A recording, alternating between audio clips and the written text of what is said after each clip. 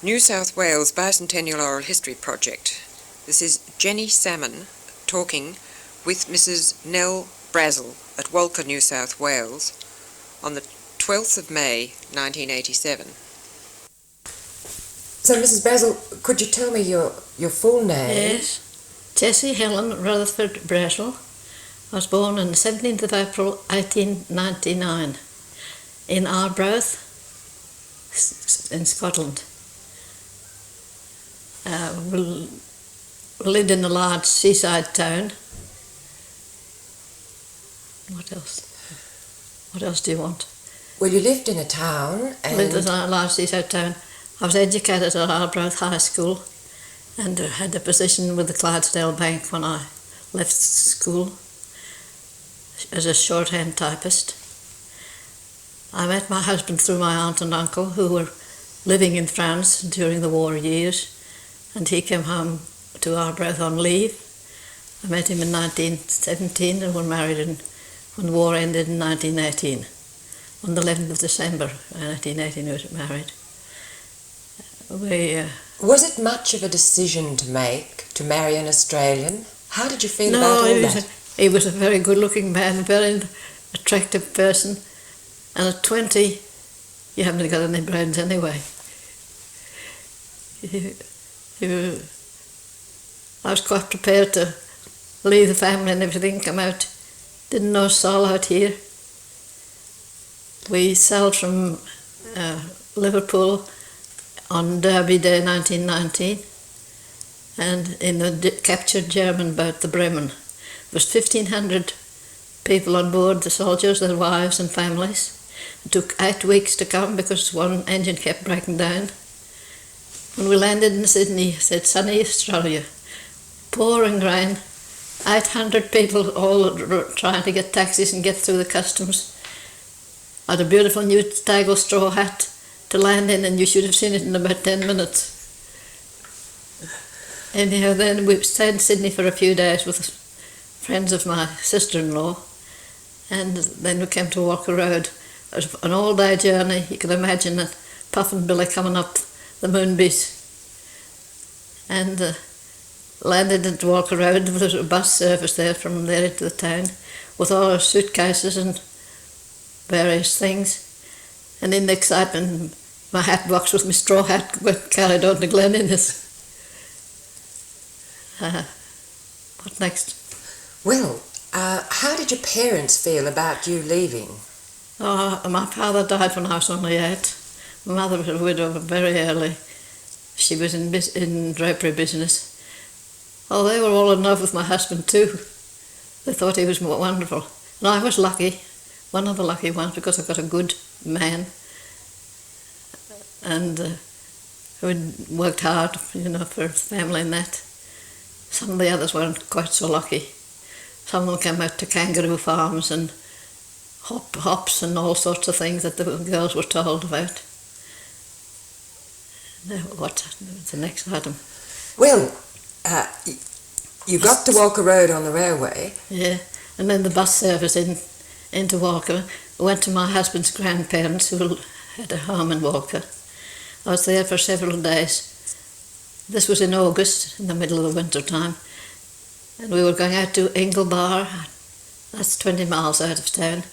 We left at 9 o'clock at night in a horse and buggy with 2 men, one each side of me. I stuck up on the seat there. Pitch black, driving along, and there was no bridges in those days. We came to the river crossing, and through they went, and I thought that, by accident got into the water. They were burning off at Aberbaldy. My husband's uncle was trying to tell me this was a bushfire. You've no idea the tales that they were told. I was very pleased when we got to Inglebar, I can tell you. What was your husband doing at Inglebar? He was visiting his aunt and uncle. We went there for a few weeks with them till we got settled in. They lived... They had property there. Inglebar and St Leonard's Creek was practically owned by the Brazel families. There was 12 in the family, in the old family, and I suppose about 8 of them all had properties. Some still have them.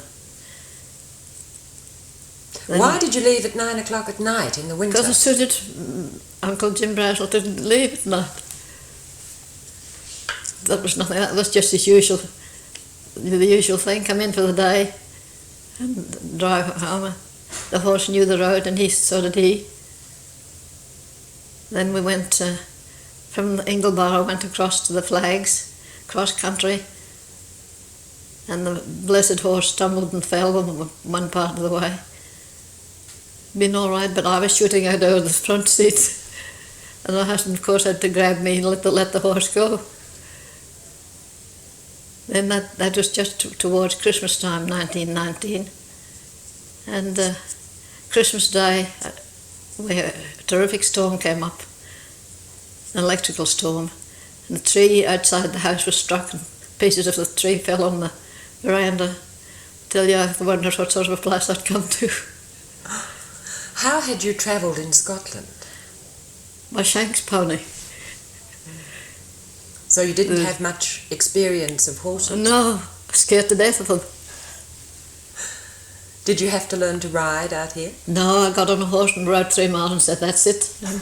Never got on another one. Did you learn to drive a buggy in the end? No. Depended on my husband. And what else is there? Well, after you'd done the visiting with the families, did you come back to live in Walcha? Well, that was only on the outskirts, you know, that Walcha, the properties of St Leonard's Creek and Ingleborough. And we came in. When we landed in Sydney, the Ribpat gave each soldier a suit of clothes and £10 for tools of trade. My husband bought a saddle with his £10. And the work was fairly plentiful. When we came into town, he had a bit of an accident and had to come into the doctor, and so we came into town, got a house on the hospital hill and lived there for a little time, then moved to a better place. But we lived most of I had 5 years in the bush from 1930. But the rest of the time? The rest of the time was spent in town. Well, can you tell me about Walcha town as you saw it with your fresh eyes coming straight out of Scotland? Well, it seemed a very thriving, busy little place. The people were very nice to me. I was a bit of a novelty, the first war bride that had come to Walcha. And I was, in those days, an outgoing sort of person. I sang and played the piano. I was 3 years before we had any family. So my husband worked out of town all the week and came home weekends. So I had plenty of time to do lots of things. I was 20 in that time, and then I got in with the young people of the district and was accepted by them. And the Walcha people were very kind to me. And in fact, my husband's family were marvellous. They were entirely different people to what I'd been used to. I'd been used to town people, and all the time we ever saw a horse was when you go for a drive on Sunday, you hired a landau or something like that. And what else is it? Well, can you describe exactly what the town was like? What sort of shops were there? Very good. There were, as you can see from that, there were all sorts of services, things that we don't have now. See, there's no bus. The motor car put an end to the train travelling to a certain extent. But there was a good life in the town. There was plenty of amusement, picture theatres and dances and all that sort of thing, and there seemed to be plenty of employment in those days. Towards 1930 things were getting a bit dicey, but up till then there was plenty of work if you wanted to work. There was no handouts in those days very much, not until the Depression years, and then you got the dole. And as far as I can remember, you didn't get the money, you went to the store and got goods to the value of whatever you were entitled to. What sort of stores were there in Walcha? Well, all kinds. See, there were general... I don't know whether I can read this. The 4 general stores, locally owned, not by big combines. 3 barbers, 3 bootmakers, 4 hotels, a twice daily bus service from the town to Walcha railway station, 12 miles away, 2 newspapers, 2 billiard rooms and a litter institute, 3 solicitors, a lemonade factory, 3 skin bars, 2 undertakers, flour mill, 3 blacksmiths, several cafes and 2 garages. Few of these are left today. All these businesses were necessary because the roads to the closest large centre, town with an Armadale, were rough corrugated affairs with numerous gates to open. This, coupled with the fact that only the very rich could afford to buy cars, made the people of Walcha dependent on the local stores. And what was your impression of the local stores? Did they stock They were everything good, you needed? very good. Yes, they had plenty of choice. You could outfit yourself from top to toe there without going out of the town. Did your husband earn enough for you to live reasonably comfortably? Oh then? yes, we were never wealthy, but we got by. We had our tough times in the Depression years when decent men were walking the roads looking for work. But we got by. We owned our own home. And what work did he do? Did he do bush work most of the time? Worked with horses mostly. He did quite a lot of work with horses, but he worked on the roads and station hand. He didn't have a profession because in those days the education for bush kids wasn't very good. You might have got to as far as 4th or 5th class and that was it. You'd worked in Scotland. Was there ever any suggestion that you might work after you were married? Not until the family were grown up. Then I was foundation librarian in the local library. I was the first librarian when it was opened. I was there for 12 and a half years. And, that would have been much, much later. Oh yes, 1950. Yes. Tells you then. Yes, be there. And but in the early years, even in bad times, was there any suggestion? Married women didn't work. They couldn't get a job. Excuse me a moment, can you hold that? Well, there was no street lights in those days. I was visiting a friend one night and the cow lying on the footpath and I went head over heels over the cow. And she got up, bellowed and got up and took off with me on her back. It didn't last very long, it was a very short ride. And then time with the melon, of course. When we played cards, the winner, the loser to buy a melon, which we went down and did, a friend and I went down. I tucked it under my arm and went straight through, broke into about 50 or 60 pieces. And here we are down on the footpath of salvaging what we could of the melon, while the rest of the crowd were waiting at home for us with this melon.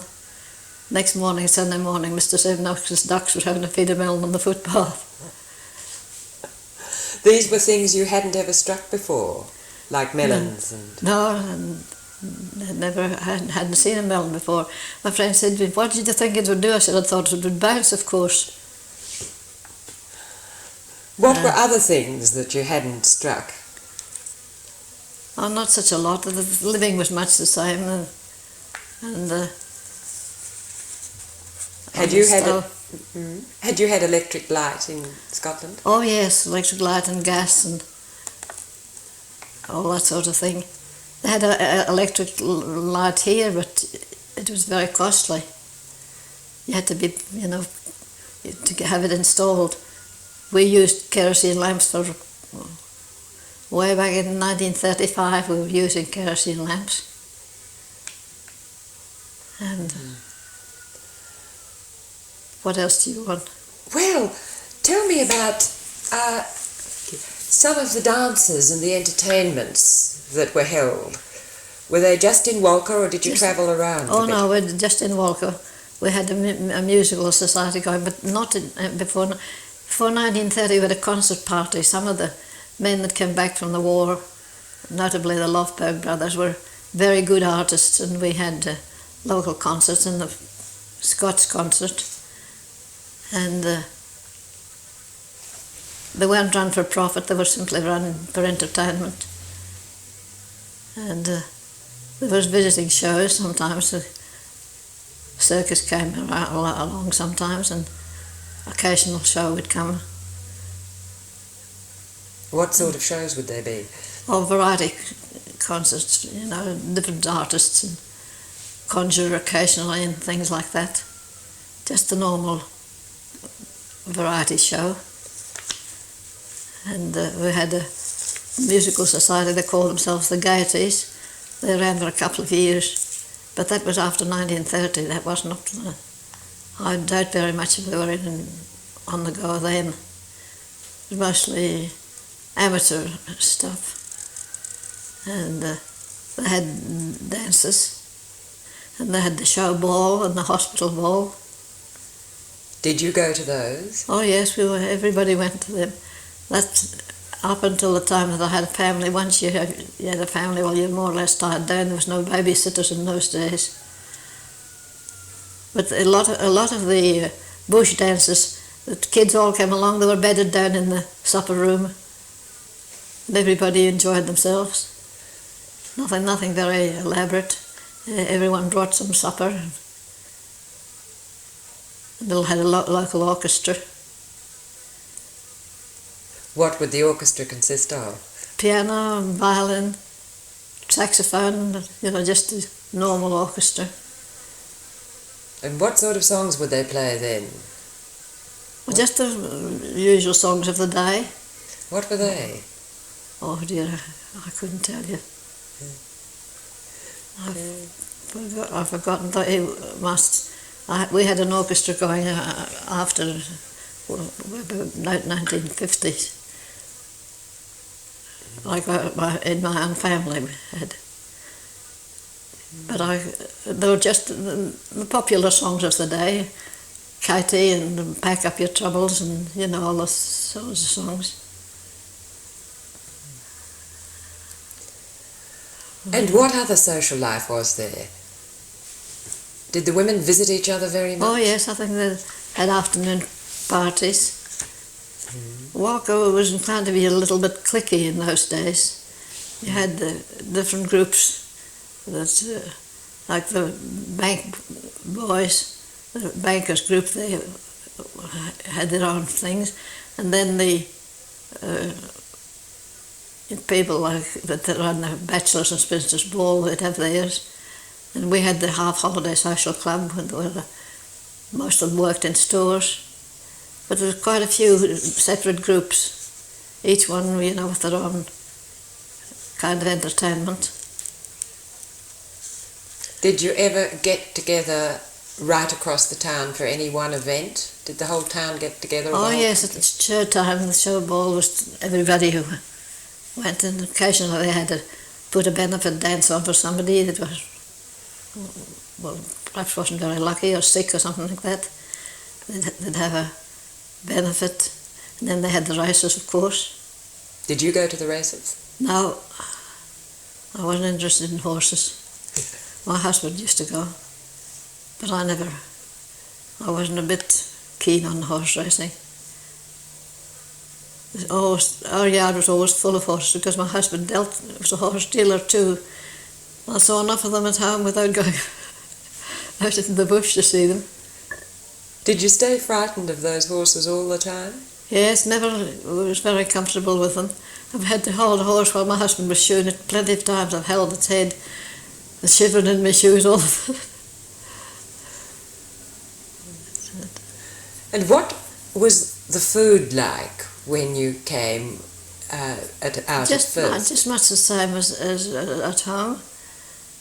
Just normal, only that they killed a bullock or a sheep and that, which was something you never see done in the big seaside towns. You bought your meat at the butcher and that was that. But it amused me to see them hang the meat on from a tree and put a chaff bag round it, or have a barrel to salt it down. It took me a little while. I was absolutely useless at housekeeping when I got married. I'd never done anything like that in my life. I've served some pretty weird dishes occasionally. You had to learn from scratch then? Yeah. Oh, we managed. As I said, with 20 years, you tackle anything.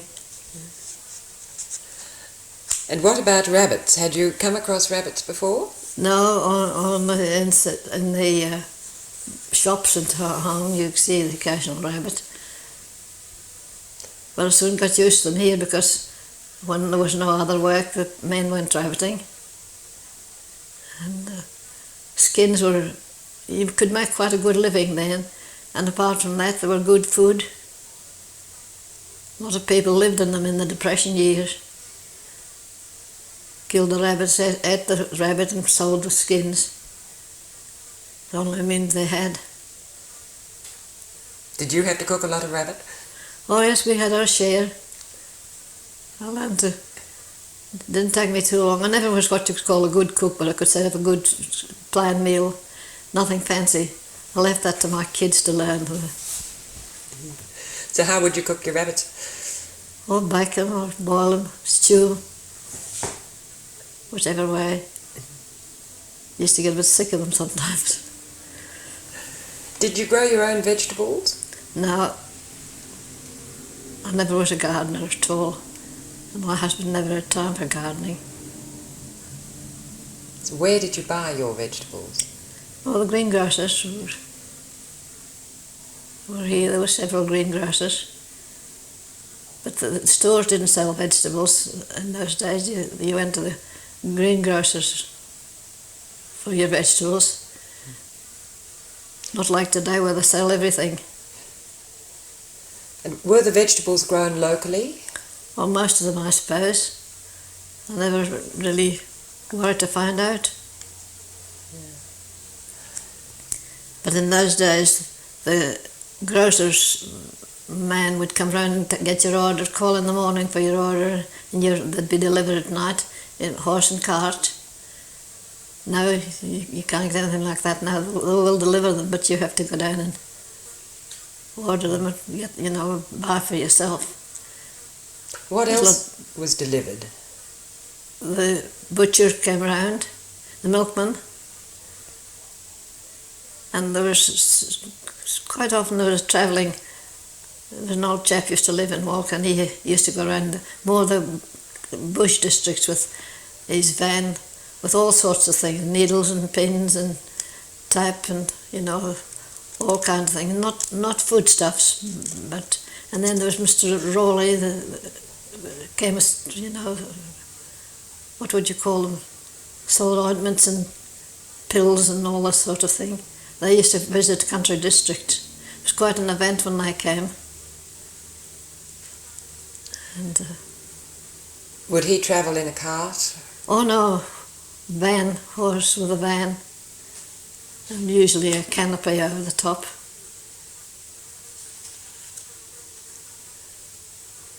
There was a chap they called Doc Lonergan, he was the Rawley's man. Peter Mealer was the chap that came round with the tapes and ribbons and stockings and things like that. It was quite an event when they called. What else? I think that's about all I... What else is there here? The flags in the St. Leonard's Creek, Inglebar, and I didn't visit much down Tyre way, I don't know why. But for 25 years I was never a night out of Walcha. Then in the Never a night out of Walcha in 25 years. That's right. Visited outlying at Inglebar and flags and St. Leonard's Creek, places like that. But I never went away any. Then I took off sort of and did quite a lot. Once the family was grown up, of course the war was over then. Well, tell me about your family. When was your first child born? 1922, and the second one 1925, and 1927. Then I had a spell of 8 years, I had no family at all, and started again. How many the second time? 2 second time. I had 3 daughters and 2 sons. And were they all born in Walcha? Yes, all born in Walcha. There was a nursing home here in those days. You didn't go to the hospital for your baby, you went to the nursing home. But the eldest son was born at home. And How many doctors were here then? old Dr. Sam Stevens was the start, and then his son, Dr. Hugh Stevens, and his wife were both doctors too. Then Dr. Morgan came, and then Dr. Dodd, Dr. McKinnon, and Dr. Latter here now. But we were well served there as far as doctors were concerned, and they had the cottage hospital was very good. The little hospital is very, very different today from what it was when Matron Cross was there with her dog, and then we had Matron Hardy. She'd had half a dozen dogs. But it was quite adequate for them. If you were too sick, they'd send you away. Where would they send you? Usually Tamworth, I think. I was lucky enough I had fairly good health. Did you have any problems at all when you were having the children? No, none at all. And what about their early childhood? Was there help and advice that you could get? Oh yes, if you needed it, I suppose. I had several good friends, and if you wanted any help, you generally could get it. But although just normal kids, my eldest son won a Bangor scholarship to go to Armadale High School, and then of course that was in 1935, and that went to 22. Yes, be about 1935 that he went to Armadale. Well, did he have to board in Armadale? Yes, he boarded in Armadale, boarded with a friend of ours. Scholarship was, I forget how much it wasn't a lot, just about paid his board. We had to do some scratching to keep going, but we saw him through his 3 years. He wound up at the post office and retired about 2 years ago from a fairly high position in Newcastle. And the second son was manager of the club here for 25 years. Did he go away to school? Pardon? Did your second son No, go? the rest of the family were educated in Walcha here. My youngest daughter was ducks at the school here. And the eldest daughter married and went to Tasmania to live. We see her about once a year. How far did the Walcha school go? Up to 6th class. At what age? Or maybe 12 or it went after more than that. But I just wouldn't be sure now. 6th class should be 14, school leaving age then, properly. And was it a good school? Yes, we all had a variety of teachers, some of them good, some bad. I was in the P&C in those days, social secretary for the P&C for a time. I've been in nearly everything in Walcha. Tell me about the things you joined. Well, I have 4 life memberships, so the Hospital Auxiliary, the Red Cross, the Mothers Club, and Far West.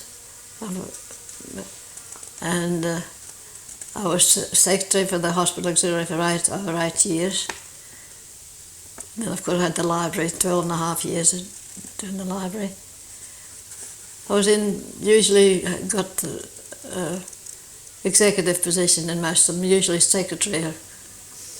One thing I never bothered with was being treasurer. I didn't like handling the money part of it. But I didn't mind doing the writing in that. And a member of the local brass band committee. Perhaps can I move with us? Mrs. Brazel, looking at the organisations that have existed in Walcha, which ones were going when you first came to Walcha in 1919?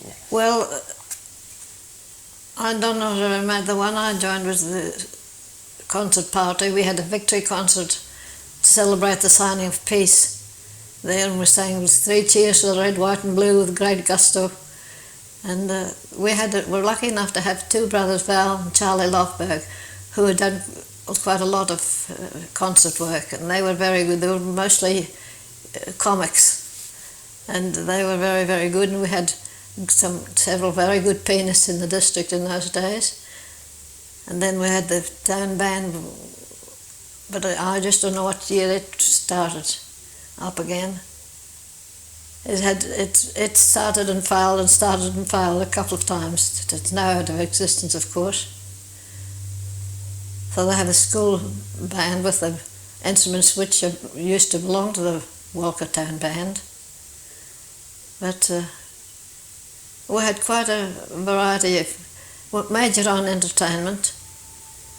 We had a weekly dance for the youngsters, and we had school dances. But that was later on. I used to play the piano for the kids for the school dance. They danced any music at all, and used to usually land with all the kids around this particular corner. They'd come up with me to the dance. Mum and Dad would stop at home and I'd look after the kids. But they had quite a lot of entertainment, but you had to make your own. Circus used to come occasionally, Bull and Circus, and I forget the names of the other ones. But they were fairly well catered for, really, in entertainment. Were circuses a big event? Were they? Oh yes, that's something you look forward to. It usually came at show time, and the annual show was always a big event. The school dance, the end of the year dance used to have. That's about all I can remember. Anything else there that's... Well, you're a member of the St Paul's Presbyterian Choir for many, many years. Yes. Was the church life very strong? Fairly strong. I was organist for 8 years. I took on playing the organ when they didn't have an organist till they got one. It took them 8 years to get one. Till I just said, well, that's it. But I enjoyed all that. Come from a musical family, and but you kids. Most of the Frank was bandmaster. My son Frank was bandmaster for quite a few years. He played the cornet, and both the daughters could sing a bit. Joan, that's the one that died in year past March. Was a good comic, comedy sketches and things like that. But we took a good part in the social life of the town once the family was old enough to look after themselves. Did you have family concerts within your own home? No, not very much. Oh well, we had played the piano. I've got a piano. We used to have some musical evenings sometimes, and some of the kids would come up and they'd get at the piano. But that was all.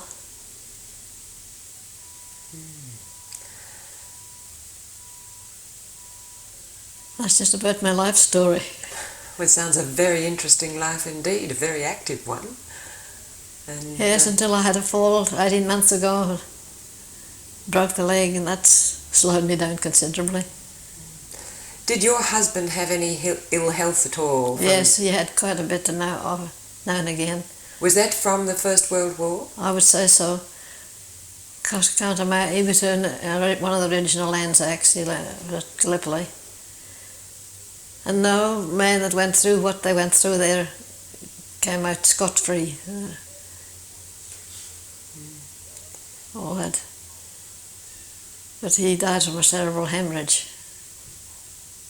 Just on 24 years ago. Did it make his working life harder? Was he healthy when he was working in those days? Oh yes, mostly. He was pretty good. He didn't have many serious illnesses.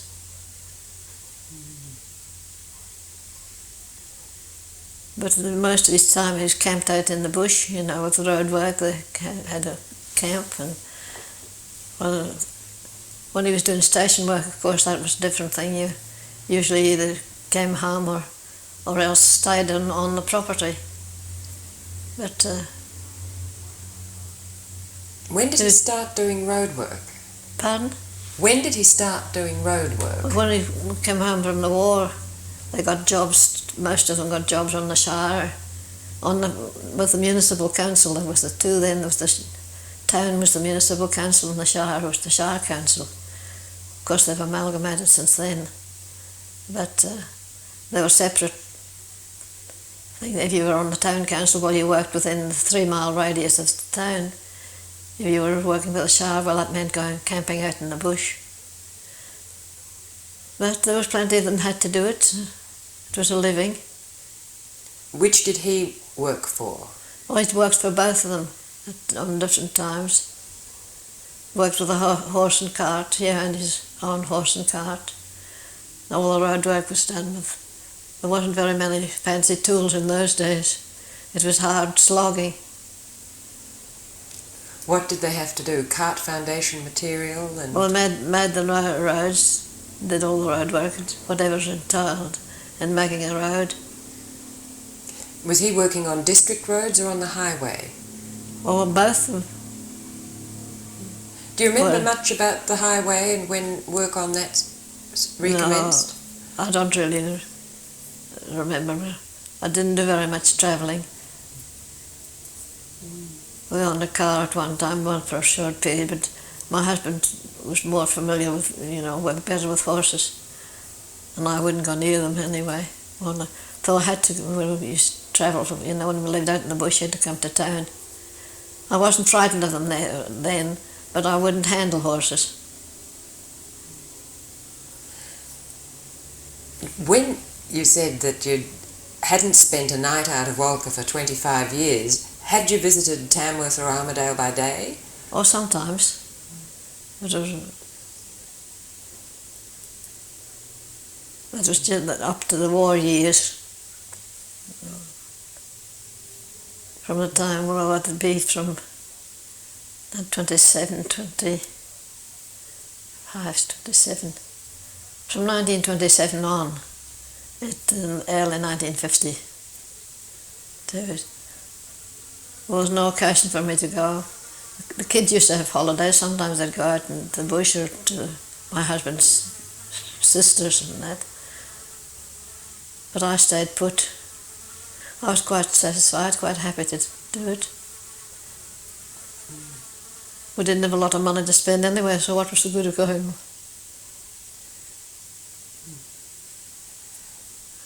And looking back, were you happy to have come to Walcha from Scotland? Yes, as I said, my husband was a good husband. He'd have a drink occasionally, but he wasn't a drunkard or anything like that. And I never had any trouble with him chasing other women. He was a good man, good father. And is there any other place that you visited that you would have preferred to live in Australia? Well, we talked one time about going to Canada. I had relatives in Canada then. But you'd never get my husband away from Walcha. This is where he was born and this was his country. Talked about it a few times. And then, of course, once the family came along, that sort of put paid. I doubt if it had been any better off anywhere else. Don't owe anybody anything. Own our own home. And what's in it? So I suppose we're lucky. And the family are all comfortably off. My youngest daughter, the one that died, her husband was a bank manager. And the second daughter, her husband was a marine engineer, chief engineer. And the one that's in Tasmania, her husband owned his own boat, crow fishing. So they were all comfortably off. Frank worked at Lovett's for quite a while, then he got the job as manager of the club, and as I say, he was there for 25 years, I think it is. He just retired a year ago. And when do you think the biggest changes occurred in Walcha? Oh, I don't really know. Was there a Like big... lack of work, lack of employment, I think. There's must be quite a few people who are unemployed. And the young people growing up, a lot of them have never worked, and probably some of them never will. Things got, in the Depression years, things got very bad. And that's when some of the stores closed. And then, of course, the combined, the chain store people, they took over quite a bit. But I think the motor car was the downfall, because people could travel to Armadale and Tamworth and have perhaps a wider choice of goods. Even if you want a pair of shoes, you've got to go to Armadale. Women's shoes, you've got to go to Armadale to buy them. And prices are better there. And then, of course, TV took its toll of things. For as far as entertainment was going, you could watch it in your own home rather than... So they tell me that just the last 2 concerts were packed out in Walcha. That's just this last week. You get quite a few artists.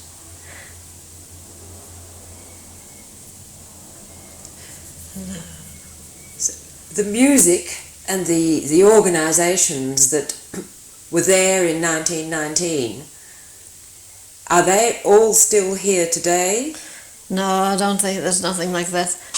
There is the musical society still going, I think, but that's about all that I know of. Because for the last few years I haven't been mixed up with anything like that. Getting too old, and of course the broken legs sort of settle things a bit. They're not much good on a walking stick. Well, I think... What were you going to say? I was just saying, I think you've had a very full and very interesting life. Oh, I have. I'm finding I'm bored stiff because I've got nothing to do now. I think my son's in the same box.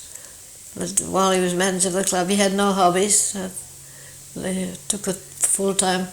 Now he's at a loss to know what to do. And, is he going to stay in Walcha? Oh yes, he's bought a home. This is his home. He's the only one of the family that is in Walcha. The other daughter's in Orange. She's double certificate nurse. She does the blood bank in Orange.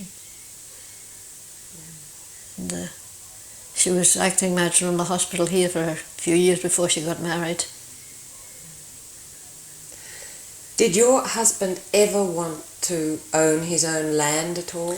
Yes, he would have liked it. He put it in a couple of times for the soldier settlement, but he wasn't lucky enough to be drawn. But he was a farmer by liking, I would say. But unfortunately, he never was lucky enough to draw a block of land. And we certainly couldn't afford to buy them, not at the price they were at. When he was working on the road at one time, £3 a week. He worked with the PP board, £3.10 a week. Well, of course, stockings were only 6p a pair in those days. Things were a lot cheaper. But the price of things has certainly got out of bound, because every time you walk into a shop there's another few cents on each article you want to buy has gone up from the last time you got it. Why, I wouldn't know, because wages haven't increased. But that's how it is. If you want it, you've got to pay the money, otherwise leave it where it is. Well, thank you very much indeed, Mrs. Brazel.